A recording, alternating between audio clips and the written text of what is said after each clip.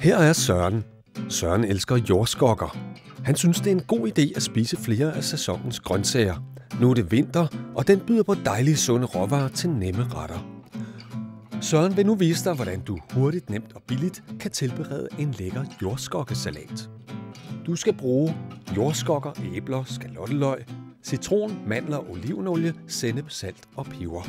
Skur jordskokkerne rene, så de er fri for jord. Det er ikke nødvendigt at skrælle dem. Skær jordskokkerne fint på et mandolinjern og pas på fingrene. Læg dem i en skål og dryp med det samme med citronsaft for at forhindre, at de bliver brune og kedelige at se på. Æblerne skæres i tynde både og lægges oven på jordskokkerne. Rør dressingen sammen. Hak skalotteløget og komplet på salaten. Mandlerne skal lige ristes lidt på en varm pande og køles lidt af, så de kan drysses over den færdige salat.